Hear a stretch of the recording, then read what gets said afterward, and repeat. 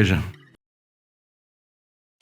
Que a graça, a paz e a misericórdia do nosso Deus seja com todos. Abram a escritura dos senhores em Romanos, carta de Paulo a Romanos, capítulo 3.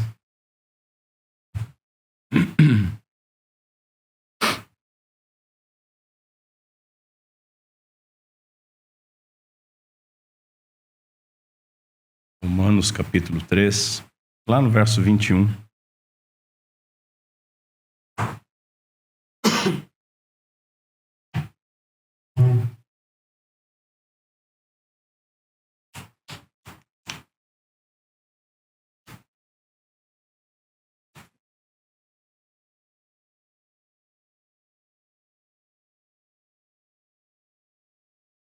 Meus irmãos, meus irmãos, nós, como reformados, nós declaramos crer na doutrina da justificação pela fé, como uma doutrina basilar da nossa fé. Essa doutrina, ela abrange 3 dos 5 solas. Ela vai falar de somente Cristo, somente a fé e somente a graça. Poderemos falar até mais um, somente Deus a glória. Mas, será que nós realmente sabemos o que significa justificação? Essa é uma pergunta que nós devemos fazer. Nós não podemos ser papagaios que repetem algumas frases de efeito e acham que com isso estamos entoando alguma música. Na última oportunidade, nós aprendemos a avaliar o uso do termo mas. Vimos que a Bíblia revela quem nós éramos, mas também quem nós somos por conta daquilo que foi feito por nós. Deus enviou o seu Filho, Jesus Cristo, que derramou o seu sangue para nos justificar, atribuindo a nós, por graça, mediante a fé, a justiça perfeita, obtida pela obra do nosso Senhor e Salvador Jesus Cristo. Aprendemos assim que nós jamais devemos falar, pensar ou sentir que a justificação seja algo secundário, dizendo ou pensando, principalmente diante das aflições, aquelas murmurações do tipo: eu sei que Jesus morreu por mim, mas eu sei que eu sou salvo pela graça, que Deus me ama, mas... E aí murmurar a respeito de algo. Nós vimos ainda brevemente o que significa justificação e a sua importância, assunto este que nós vamos retomar hoje e vamos ver com maior profundidade. Assim, prossigamos, carta de Paulo aos Romanos, capítulo 3, a partir do verso 21, onde a Santa Palavra de Deus nos diz o seguinte: mas agora, sem a lei, se manifestou a justiça de Deus, sendo testemunhada pela lei e pelos profetas, isto é, a justiça de Deus mediante a fé em Jesus Cristo, para todos e sobre todos os que creem, porque não há diferença, porque todos pecaram e estão destituídos, têm falta, estão privados da glória de Deus, sendo justificados gratuitamente por sua graça, por meio da redenção que há em Cristo Jesus. Vamos ao Senhor em oração novamente. Curve sua cabeça comigo. Bendito Deus e Pai do nosso Senhor Jesus Cristo, nós rogamos a Ti neste momento que o Teu Santo Espírito nos auxilie a compreender um pouco mais da Tua Santa Palavra, a sermos alimentados com alimento sólido, espiritual, e que esse entendimento maior seja transformado em mudança na nossa vida, no nosso pensamento, na nossa forma de entender as aflições, na nossa forma de olhar para frente, esperançosos nas Tuas promessas, Senhor. Engrandece o nome do Teu Filho, da obra maravilhosa que Ele fez em nosso favor, e que nos alcançou por graça, para que nós possamos ser encorajados e a vivermos de maneira digna do chamado que Tu nos fez, da adoção que Tu nos proporcionou. Pedimos essas coisas e agradecemos em nome de Cristo Jesus. Amém. Meus irmãos, hoje nós veremos então a doutrina da justificação pela fé, observando as suas implicações, vendo a sua importância, definindo o que ela é e entendendo a sua mecânica, como ela funciona, entendendo o seu significado, que ela é mais do que salvação. E vamos ver também qual é o meio e a base para a justificação. Por fim, relembraremos que a justificação é a justiça de Deus, providenciada por Ele, que se manifestou agora, mas foi planejada antes da fundação do mundo. E que o Senhor nos auxilie. Em primeiro lugar, então, vejamos a importância dessa doutrina. Vamos aprofundar aquilo que nós falamos na última oportunidade. Veja, Paulo, no primeiro capítulo, no verso 17, ele escreveu o seguinte: no Evangelho é revelada a justiça que vem de Deus, pela fé e para a fé, conforme está escrito, o justo viverá pela fé. Aqui no capítulo 3, verso 20, ele escreveu: ninguém será justificado diante de Deus pelas obras da lei. No verso 21, mas agora, sem lei, se manifestou a justiça de Deus. E no verso 22, a justiça de Deus mediante a fé em Jesus Cristo.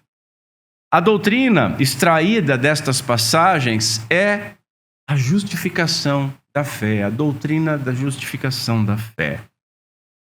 Lembremos, meus irmãos, que nós não somos salvos pela doutrina ou por conhecer termos teológicos. Nós somos salvos por graça, mediante a fé. É perfeitamente possível alguém ser salvo por crer em Jesus Cristo sem jamais ter ouvido falar na justificação pela fé, escreveu Richard Hooker, lá no século XVII. Portanto, meus irmãos, mesmo que alguém não consiga entender ou definir esta doutrina, se crer em Jesus Cristo como seu Senhor e seu Salvador, essa pessoa será salva. É importante nós entendermos isso. Mas então você pode me perguntar o seguinte: tá, mas então por que estudá-la? Por que se dedicar a entendê-la? Há várias razões. Essa doutrina, meus irmãos, ela nos proporciona certeza e segurança. Entendendo ela corretamente, nós compreenderemos que, embora a nossa obediência aos mandamentos de Deus seja imperfeita, no momento da nossa conversão, nós fomos declarados justos por Deus e fomos feitos membros do povo de Deus. E somos preservados pela graça e misericórdia de Deus, enquanto somos santificados e aguardamos a glorificação que é certa. E com base nessa certeza, então, nós encontraremos tanto a segurança quanto a razão para amar e obedecer a Deus. Não para receber algo dele, não para manter algo que nos foi feito, mas por amor agradecido, por amor constrangido, pela graça imerecida que nos alcançou. Assim, nós também descansamos na suficiência do nosso Senhor Jesus Cristo. Porque, veja, não foram as nossas obras que nos salvaram e não são as nossas obras que nos manterão salvos. Ainda que, sem boas obras não há salvação, porque fomos predestinados para boas obras. Portanto, é importante compreender esta doutrina para o nosso bem e principalmente para a glória de Deus. Se hoje existe As igrejas reformadas, se existem as igrejas evangélicas, é porque lá no século XVI, na Reforma Protestante, o entendimento desta doutrina assumiu uma enorme importância.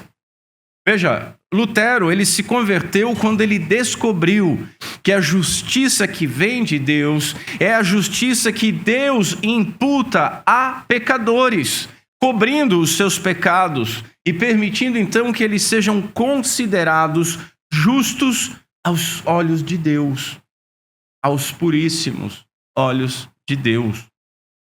Esse ponto é de importância vital e motivo de discórdia até hoje. Por isso que é importante nós entendermos. Os católicos romanos, por exemplo, afirmam que justificar é dar pureza ou bondade interna, de modo que Deus apenas aceita como justos aqueles que são inteiramente confirmados com a lei e por causa dessa conformidade. É por isso que tem a doutrina do purgatório, que ninguém consegue. Ele tem que purgar pecado, vamos dar um jeito nisso aqui. Quando Lutero começou a ensinar que o homem é justificado somente pela fé, sem as obras da lei, a Igreja Católica, no movimento chamado Contra-Reforma, afirmou que a mensagem de Lutero era uma heresia. Eu tenho os documentos disso. Por quê? Porque ela liberava os homens para viverem como bem entendessem. E a gente ouve os arminianos hoje dizerem algo mais ou menos assim, a respeito da tradição reformada, mas enfim.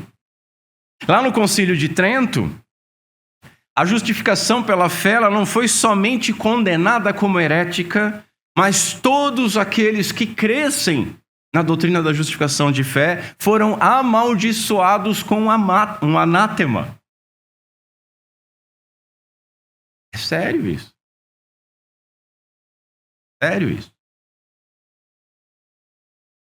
Veja,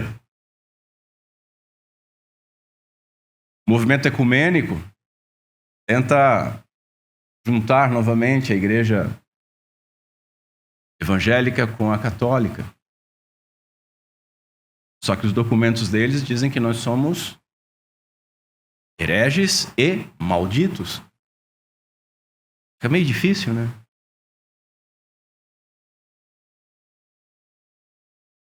Os reformados, por outro lado, afirmam que justificar é declarar justo. E nós vamos ver isso com base na satisfação. E esse termo eu quero que os irmãos guardem muito. Satisfação da justiça feita por Cristo. E que, portanto, não há motivo para condenação no pecador justificado, porque ele possui uma justiça que satisfez plenamente e completamente as exigências da lei de Deus. Mas dentro da própria igreja evangélica há constantes disputas sobre essa doutrina. Os pelagianos e os arminianos, por exemplo, afirmam que justificar é simplesmente perdoar e restaurar ao favor divino. Se é simplesmente perdoar, dá para perder esse perdão, porque você peca de novo, aquela coisa toda, e dá aquele meio campo difícil. Segundo os reformadores, essa doutrina, meus irmãos, é o artigo mediante a qual uma igreja permanece de pé ou cai. E Paulo aprovaria essa descrição. Veja, o verbo justificar aparece 39 vezes no Novo Testamento, sendo que 29 são nas cartas de Paulo ou nos lábios de Paulo narrados em Atos. O substantivo justificação aparece apenas 2 vezes, ambas em Paulo. Isso nos demonstra que a justificação pela fé foi um tema fundamental para Paulo. Aquele que é chamado dos apóstolos dos gentios foi também o teólogo da graça e o teólogo da justificação. A justificação, meus irmãos, ela ocupa uma posição central no Evangelho, para você entender o Evangelho. A grande pergunta do pecador deve ser: como eu posso ser justo diante de Deus? E essa doutrina trata exatamente sobre a nossa relação com Deus. Nós, como pecadores culpados, e Ele, como o legislador e o juiz. Veja, enquanto a lei condenar o homem à comunhão com o Deus da lei é impossível. E essa doutrina nos ensina como Deus resolveu o nosso problema. Mediante a obra de Cristo, ele cumpriu a lei em favor dos seus eleitos. A lei que antes era contra eles não os condena mais, porque eles têm a justiça da obediência de Cristo à lei, como deles, como sua, como nossa.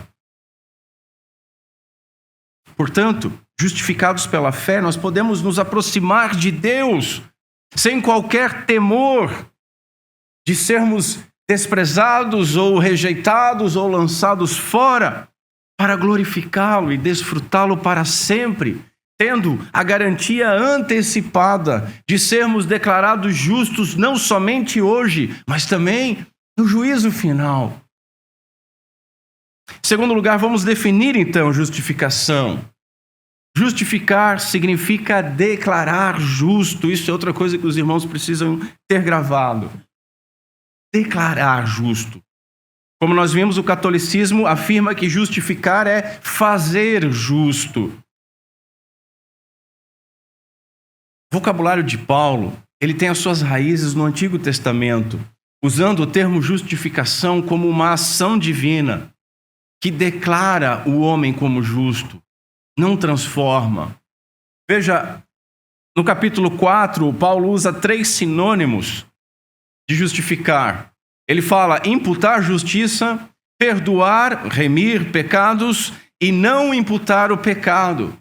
Observe que nenhum deles aponta para uma transformação interior, mas para uma declaração de uma situação legal, cancelando a condenação. Quando um criminoso ele é condenado, o caráter moral dele não é transformado. Quando um criminoso ele é condenado, não é a partir dessa condenação que ele se torna mau ou não. Estamos vendo alguns julgamentos meio estranhos hoje em nossa nação. Digamos que um daqueles homens seja condenado pelo juiz. Se ele for condenado pelo juiz, ele não, legalmente, ele passa a ser encarado como um golpista. Mas ele não se torna um golpista por causa da condenação. Da mesma forma, se golpista for e for absolvido da condenação, ele não deixa de ser. Não move o caráter dele. Um assassino condenado não se torna assassino pela condenação e, se absolvido, não deixa de ser por causa disso. Não mexe no caráter. Justificar, então, meus irmãos, é como uma declaração de um juiz num tribunal, pronunciando uma sentença contrária à condenação. Declarar justo, lembrem disso, e contrária à condenação. Declarando uma certa pessoa como não mais sujeita a qualquer punição. Nós cantamos isso hoje maravilhosamente. Então, condenar não significa tornar alguém mau, mas declará-lo, culpado. Da mesma forma, justificar não significa tornar alguém bom, mas declará-lo justo. Não podemos confundir justificar com santificar. Santificar é outra coisa. Nem com regenerar. Regenerar é outra ação.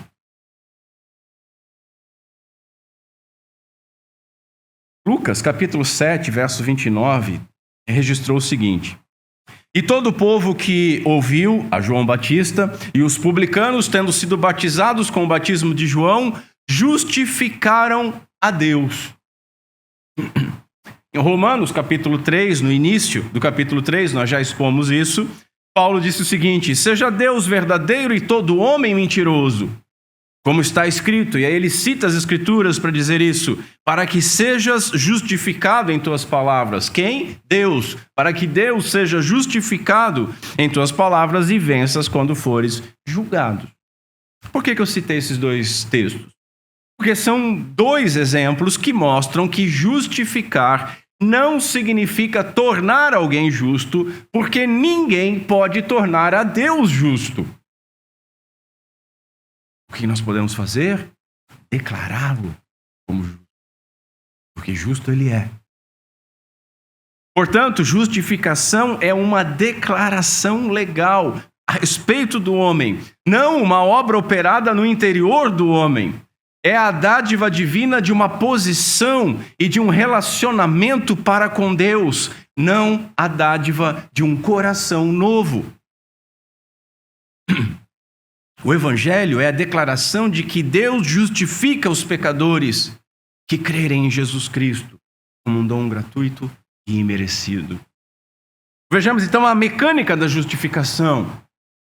A lei ela impõe uma dupla exigência aos pecadores. Primeiro, a plena obediência aos seus preceitos. A lei está lá para ser obedecida. Em segundo lugar, por serem pecadores, transgressores, como nós somos, a aplicação da penalidade da lei. Porque a não obediência gera a morte.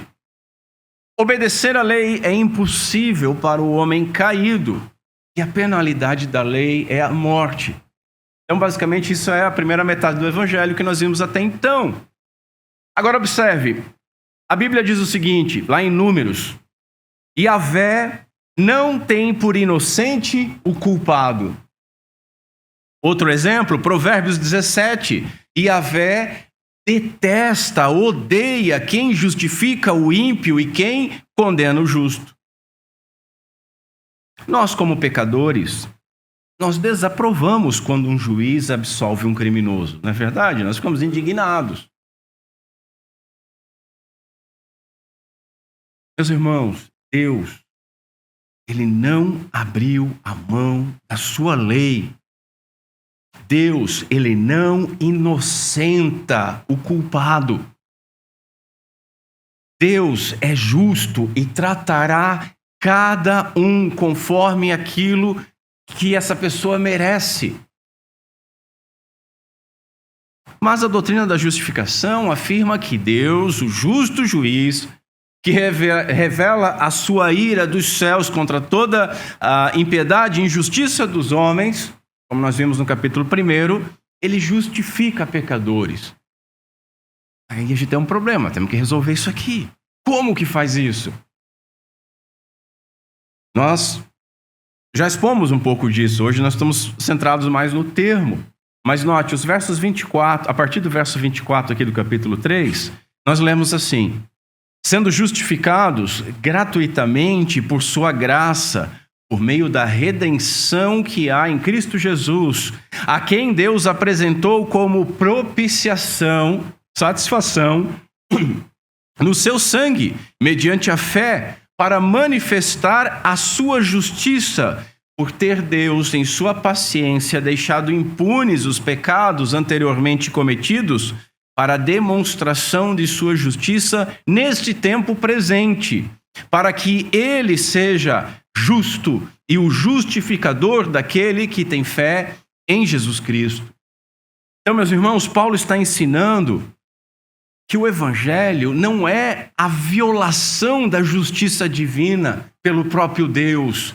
O Evangelho não é um jeitinho de Deus. O Evangelho não é Deus como todo amor que, eu vou perdoar porque eu sou bonzinho. Não é isso.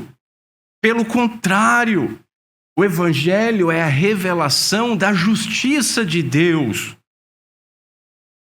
O Evangelho revela como Deus pode ser justo e ainda assim o justificador daquele pecador que tem fé em Jesus Cristo. Por quê? Porque a sua lei foi cumprida plena e perfeitamente.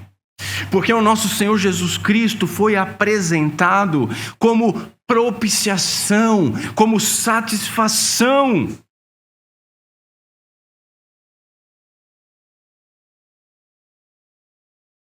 Isso tem sido atacado dentro das igrejas hoje.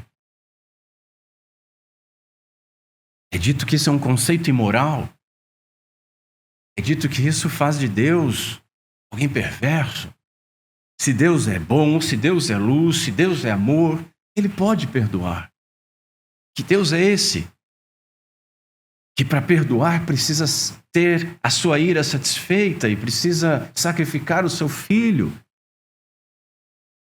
Essas coisas estão entrando dentro da igreja e estão minando a verdadeira confiança que nós temos no Evangelho de Jesus Cristo.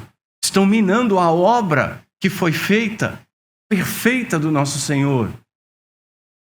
Estão minando pilares que vão fazer com que a estrutura da salvação seja perdida. Cristo foi apresentado como propiciação, satisfação. A justificação envolve satisfação. A base da justificação, então, está na obra de Cristo. Veja, ele nasceu sob a lei, Gálatas 4. Para quê? Para que pudesse se submeter à lei em lugar do seu povo. Ele foi obediente à lei até a morte, Filipenses 2, e morte de cruz, recebendo a punição da quebra da lei que ele não quebrou, onde ele levou sobre si a maldição da lei em nosso lugar, Gálatas 3, propiciando, satisfazendo a ira justa de Deus com relação aos nossos pecados, Romanos 3, 25.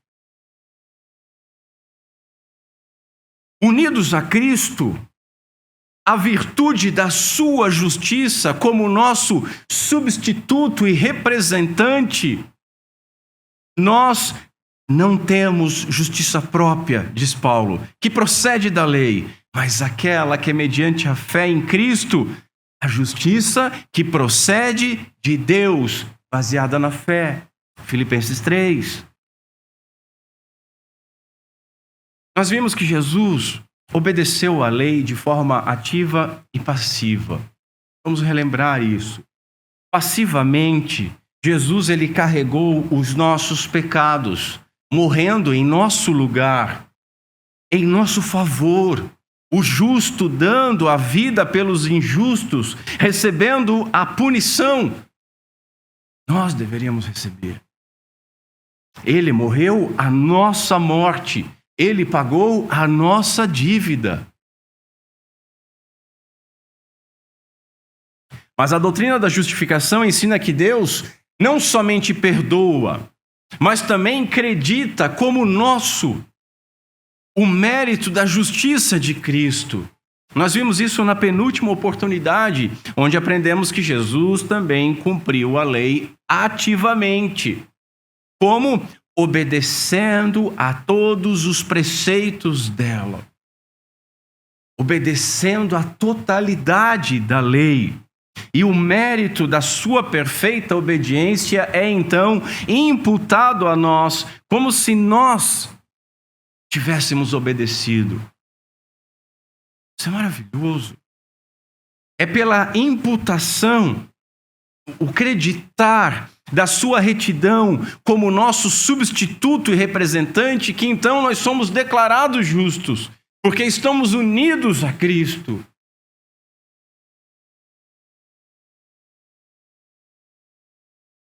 Certo teólogo escreveu o seguinte: atender às reivindicações da lei de Deus é o significado básico e primário da justificação, porque a única maneira pela qual a justificação pode ser justa é pela satisfação da lei. Não tem jeitinho com Deus. Veja, meus irmãos, Jesus não veio apenas morrer por nós, ele veio também viver por nós, para que nós, unidos à sua morte e ressurreição, sejamos declarados justos. Há uma espécie de evangelho que olha só para a cruz, só para a morte expiatória, e esquece da justificação. E se você analisar, Jesus, nessa ideia, ele não precisava ter nascido sob a lei, ele não precisava ter vivido mais de 30 anos em obediência à lei. Ele podia ter aparecido ali na Semana Santa. Ele poderia ter vindo somente para morrer, somente para ser crucificado, somente na sexta da paixão, Se era só morrer, ele morria, pronto, acabou. Mas não é isso. O Evangelho não fala sobre isso. O Evangelho fala sobre fatos da vida de Cristo, da obediência perfeita dele, do cumprimento perfeito da lei, por ele como nosso representante, como nosso substituto. Não como nosso exemplo, apesar que seja exemplo, mas ele não veio ser exemplo, ele veio ser o substituto, ele veio fazer aquilo que era impossível para aqueles que estão debaixo da lei e que são pecadores, porque ele veio sem pecado. A justiça de Cristo torna-se a nossa justiça, de maneira, meus irmãos, que nós somos aceitos por Deus Pai. Mais do que isso, nós somos galardoados conforme é digno de ser aceita a justiça, a obediência, o mérito de Jesus Cristo. Olha como isso é maior. É mais que perdão. Entendam isso. Nós somos vestidos com a justiça de Cristo e tratados conforme a aceitação que Ele merece. Você nunca ficou embasbacado lendo João, capítulo 14 até o 17? A forma como Jesus fala da nossa união com o Pai e do amor por nós, como Ele ama o Pai, do amor do Pai por nós, como o Pai ama Ele. Não é só morrer por nós, é viver por nós. Isso ser atribuído a nós e nós sermos tratados conforme essa justiça. Além de nós não devermos mais nada para a lei, nós somos revestidos com a justiça perfeita de Jesus Cristo, tornando-nos assim perfeitamente adequados ao céu. Irmão, será que haveria algo melhor do que isso? Vamos desenvolver isso. Quarto lugar, mais do que salvação. O significado, então, da justificação. Nós não devemos confundir a justificação com o perdão. Justificar não é simplesmente perdoar. Envolve, mas não é simplesmente. Por quê? Porque perdoar, meus irmãos, é desistir de castigar. Isso é perdoar. Quando você perdoa a transgressão do seu filho, você desiste de punir o seu filho por algo que ele fez e deveria ser punido. Mas fica uma dívida no ar. Deus não fez isso conosco. E veja, nós não temos como exigir uma expiação e uma justificação dos nossos filhos.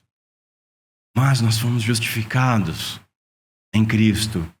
Isso alcança os nossos filhos. Deus não simplesmente desistiu de castigar. Justificar é declarar que as exigências da lei foram satisfeitas. A lei é apresentada e é dito, olha, vocês obedeçam e vocês vão viver por ela. Desobedecendo, vocês vão morrer por ela. E nós não obedecemos. Nascemos debaixo de desobediência, inclusive. E havia essa culpa. Se alguém deve uma quantia para outra pessoa, ou ele paga, ou ele é punido pela lei, ou ele é perdoado. Se pagou, não tem mais dívida.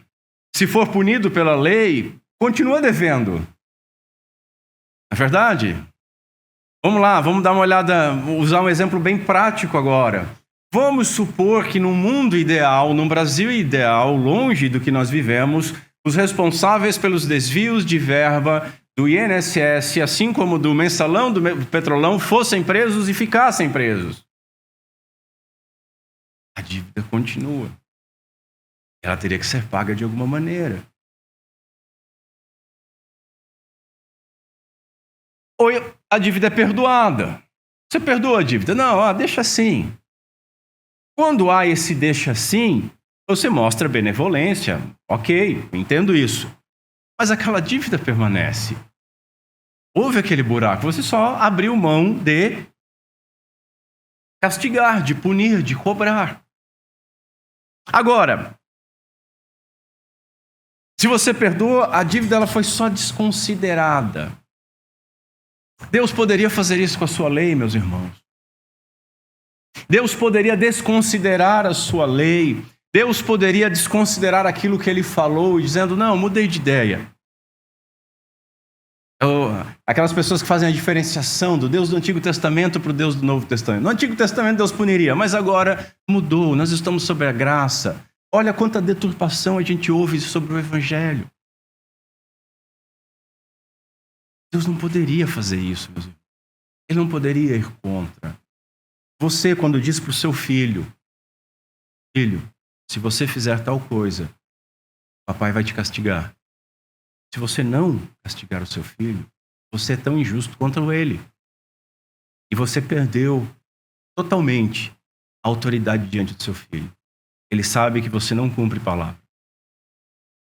Você acha que Deus, que disse que se nós fizéssemos determinadas coisas, morreríamos, ele ia contra a sua palavra? De maneira alguma. Ele não desconsidera. Agora, voltando, por exemplo, da dívida. Alguém deve alguma coisa, mas outra pessoa pagou aquela dívida. Então, o ex-devedor, por ser ex-devedor, agora não deve mais nada. A dívida foi paga. O valor foi pago, o valor foi restituído. Qual é a palavra? Satisfeito. Foi satisfeito. Então, meus irmãos, o que acontece? O perdão da dívida é consequência natural da dívida quitada, da satisfação feita. Meus irmãos, lembram que eu já preguei isso aqui? Então, restituí o que eu não roubei. Salmo 69, verso 4. Na mão de Davi, a boca do nosso Senhor Jesus Cristo, dizendo o que ele fez em nosso favor. Aquilo que eu não roubei, eu restituí. Como nós vimos, Deus não poderia nos perdoar deixando a nossa culpa e merecida punição de lado. Ele castiga o pecado onde o pecado estiver. E o nosso pecado estava em Cristo Jesus. E Cristo Jesus foi punido por nós.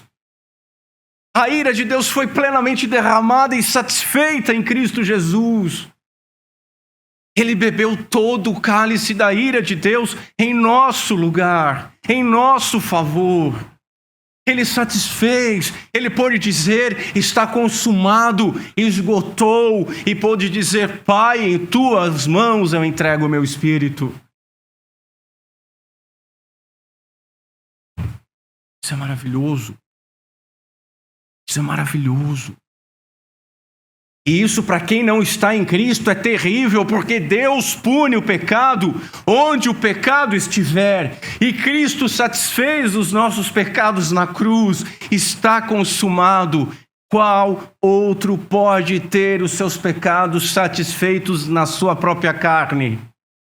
Entendem por que inferno é uma condenação eterna?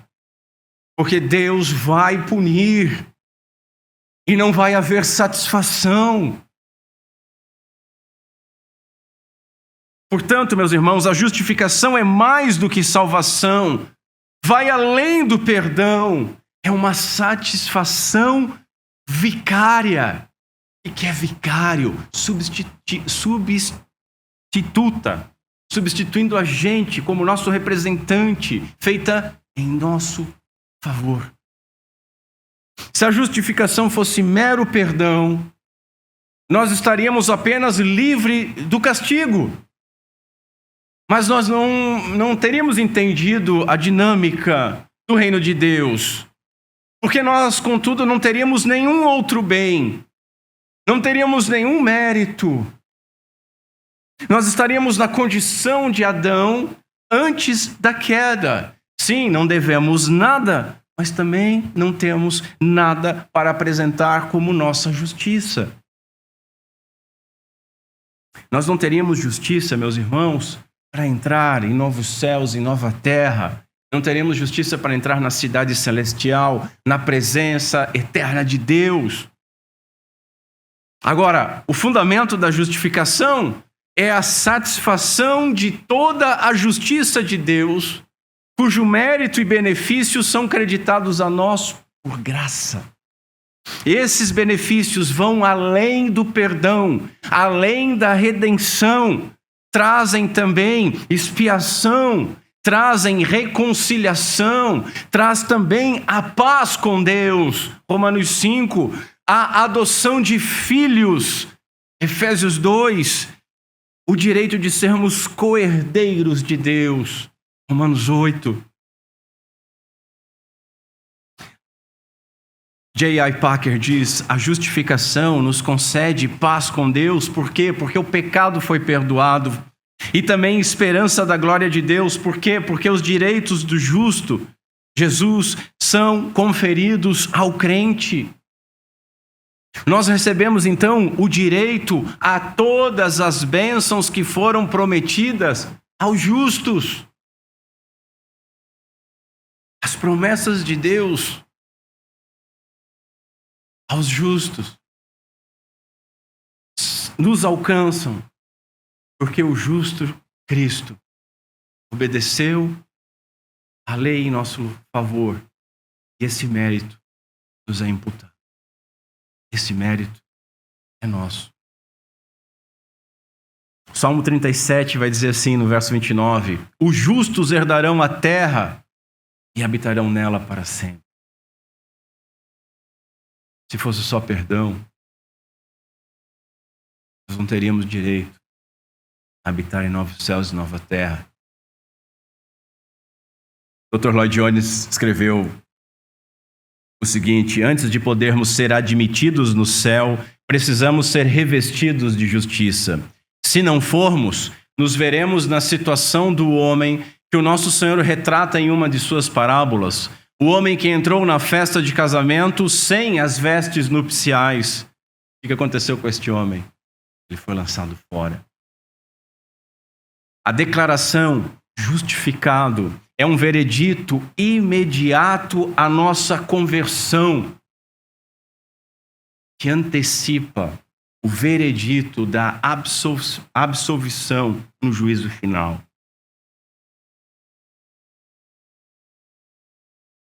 Você é declarado como justo no momento da sua conversão, antecipando a declaração: vinde, benditos do meu Pai. Entrai no gozo que está preparado.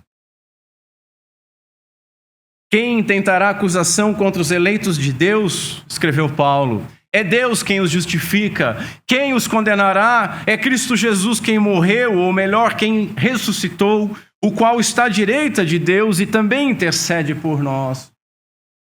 É um veredito final, meus irmãos, um veredito que jamais será revertido. Entendem como não é só perdão, como dizem os nossos amigos, não é só perdão, jamais será revertido. Olha o que Paulo escreve: aos que justificou, a estes também glorificou. Glorificou está no passado. Algo que é certo, algo que vai ser consumado no futuro, mas é declarado como certo no passado, ou seja, não tem possibilidade de ser revertido. A pessoa justificada, ela pode ter certeza que ela jamais será afastada do amor de Deus. Romanos 8, 35 em diante. O justificado, ele foi salvo do seu passado e ele encontra segurança para o seu futuro. Veja, no tribunal de Cristo, os crentes justificados poderão perder algum galardão por conta da sua infidelidade durante a vida. Mas jamais poderão ser privados da sua posição de justificado. Porque nós cantamos hoje: Deus não vai requerer o pagamento 2 vezes da mão ensanguentada do nosso Senhor Jesus Cristo e novamente de nós. O que Ele pagou está pago para sempre. Aquele que não conheceu o pecado, escreveu Paulo, Deus o fez pecado por nós para que nele fôssemos feitos justiça de Deus. Feitos justiça de Deus. Assim, meus irmãos, nós não estamos mais debaixo da condenação da lei, porque nós cumprimos a lei em Cristo. Tem mais, a nossa obediência vacilante, ela é aceita pelo Pai, porque nós estamos unidos ao Filho. As nossas obras, o nosso louvor, a nossa adoração são vistos pelo Pai em Cristo. Assim, meus irmãos, nós entendemos quando Paulo escreveu o seguinte: trabalhei muito mais que todos os demais apóstolos, todavia, não eu, mas a graça de Deus que está comigo. Por quê? Porque nele nós nos movemos, vivemos e existimos. Nele nós vivemos, nos movemos e existimos. Por quê? Porque é Deus quem efetua em nós tanto querer quanto realizar segundo a sua boa vontade. Isaías escreveu lá no capítulo 26, Senhor, concede-nos a paz. Presta atenção, porque todas as nossas obras, Tu as fazes por nós. O mérito é todo em Cristo, é tudo em Cristo. Cristo é a nossa justiça perfeita, porque o seu mérito perfeito é o nosso mérito, creditado a nós. Seremos então tratados e abençoados como alguém que obedeceu toda a lei. Por quê? Porque ele obedeceu perfeitamente, satisfazendo todas as suas exigências. Por não entender esses conceitos, meus irmãos, o crente médio, ele é enfraquecido em relação à sua dependência a Deus, a sua fé, a sua confiança, a sua esperança. Ele vive um turbilhão, ele vive numa montanha russa. E assim, ele tentará produzir uma justiça que seja aceitável a Deus, com seus próprios méritos, com boas obras, com moralidade, ou com alguma forma de pagamento, seja em correntes, em promessa, Ele tenta produzir justiça. Ele não descansa na justiça perfeita, na satisfação perfeita do nosso Senhor Jesus Cristo. Cristo não é suficiente. Ele acha que está em dívida com Deus. Além disso, ele acaba não tendo segurança real. Ele tem sempre medo de ser rejeitado. Digo isso para que não pequeis, disse João. Não está liberado pecar. Mas se alguém pecar, temos advogado justo. Justo. O crente médio, ele perde essa segurança.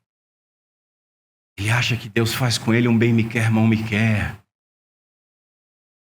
Ele acha que pode perder a sua posição de salvo. Ele tem medo de ser rejeitado. Ele não descansa na suficiência do nosso Senhor Jesus Cristo. Veja, ele não busca agradar a Deus por gratidão amorosa como um reflexo do amor paternal de Deus, mas ele faz estas coisas como que por obrigação, como que por uma forma de pagamento. Vamos colocar um sorriso nos lábios de Deus.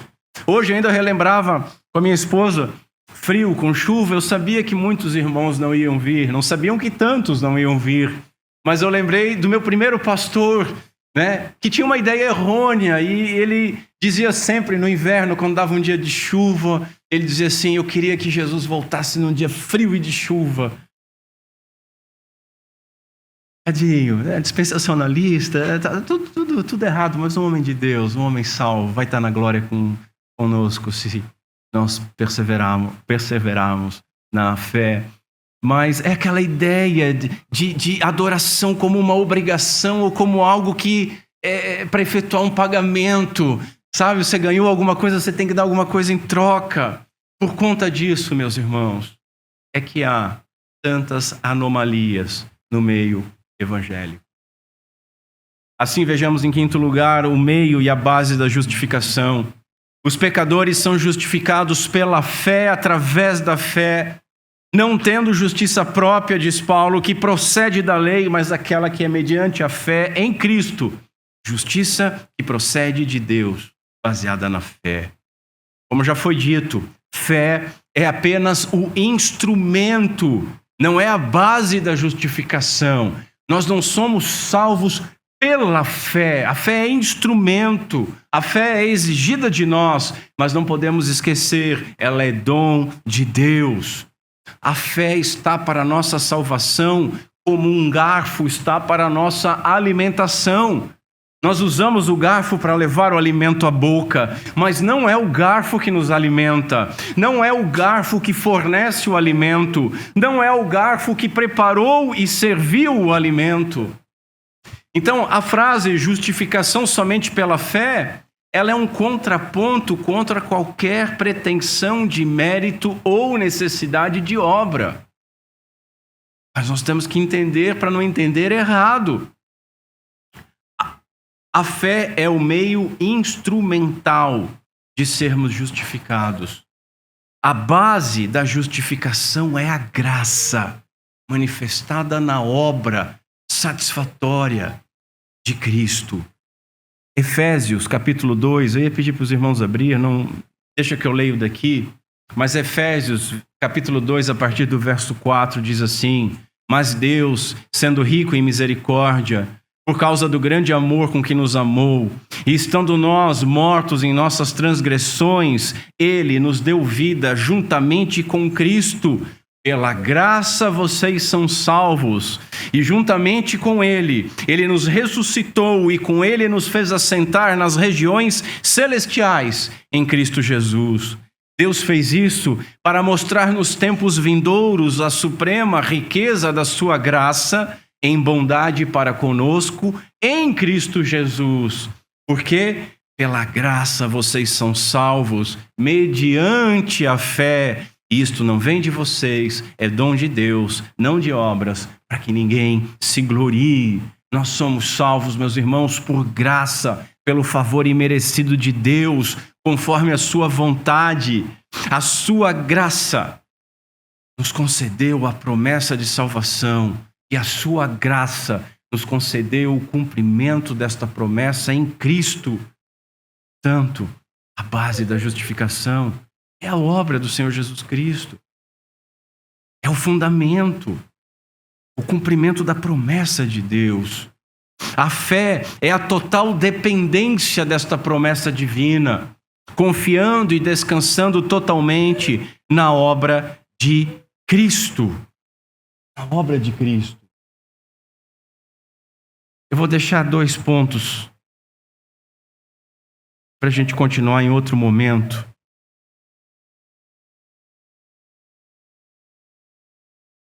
Eu acho.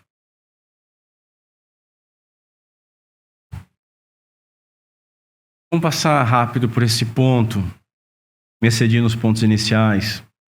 Essa justiça ela se manifestou sem a lei, diz Paulo.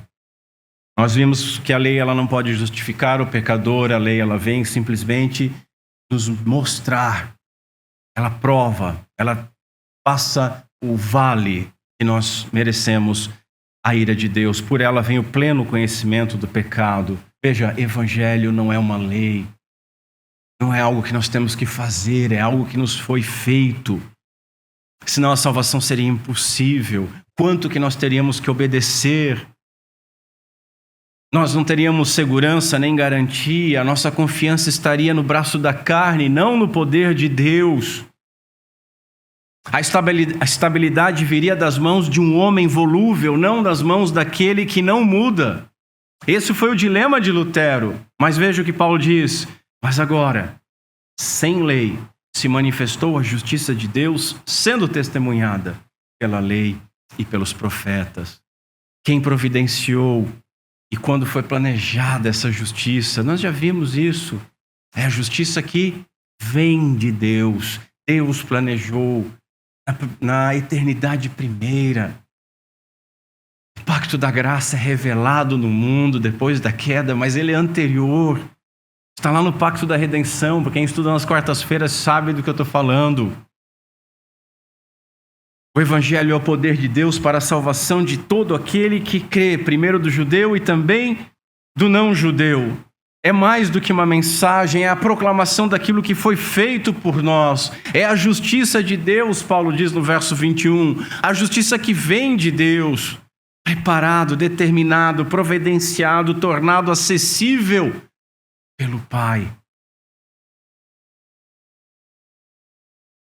Foi Deus quem enviou o seu Filho para morrer por nós. E ele, diz Pedro, padeceu uma única vez pelos pecados, o justo pelos injustos, para nos conduzir a Deus. E essa justiça, ela foi então revelada agora, manifestada. Não é novidade, não é algo inesperado, é algo que aconteceu no tempo de Paulo, agora que nós olhamos para o cumprimento. O Filho do homem foi revelado, o Filho de Davi veio ao mundo. O Filho de Deus encarnado inaugurou uma nova era, um novo tempo. Agora, diz o autor de Hebreus, ao chegar o fim dos tempos, Jesus se manifestou de uma vez por todas para aniquilar o pecado por meio do sacrifício de si mesmo. Paulo não estava falando de algo novo, mas de uma promessa que se cumpriu. Portanto, qual é a consequência disso? Não podemos achar que a justificação é uma obra contingente, é um plano B de Deus, é a lei não deu certo, então vamos tentar assim. Não, foi planejado desde antes da fundação do mundo. Nós só vamos entender o Evangelho olhando para o Antigo Testamento, olhando para a promessa, olhando para o desenvolvimento, olhando para a queda do homem, para a ira de Deus, para a expiação de pecados por meio de sangue, para a necessidade da morte de um animal sem mácula, sem defeito, que apontava para o Cordeiro de Deus. O Novo Testamento, meus irmãos, é o cumprimento das promessas do Antigo Testamento. Eu encerro com uma aplicação geral. Como a justificação pela fé, como justificados pela fé, nenhum de nós tem nenhuma razão para orgulho. Paulo vai dizer à frente, cadê a jactância? Cadê o orgulho? Por quê? Porque é graça. Mas se não temos nenhuma razão por orgulho, nós temos todas as razões para uma gratidão amorosa. Não estamos mais debaixo da maldição da lei. A lei para nós agora é nossa amiga. Nos mostra como obter santificação por meio do Espírito Santo. A lei não pode mais nos condenar. Nós não devemos mais nada a ela, porque Cristo pagou toda a nossa dívida. Não só antes da sua conversão, mas toda a sua e a minha dívida. E nele nós temos a justiça que vem de Deus, por meio do seu mérito, que é imputado a nós, é creditado a nós, de tal forma que nós somos aceitos e adotados por Deus, vistos por Deus como justos, aptos para glorificá-lo, para estar em sua presença hoje e para todo o sempre. Não precisamos fazer nada para sermos aceitos, nem para manter a nossa posição de justificados. Somos declarados justos e preservados como justos até a consumação. Toda a obediência de Cristo é nossa. E assim, as nossas vidas, e as nossas obras, elas estão cobertas debaixo da satisfação que Cristo fez, que Cristo apresentou.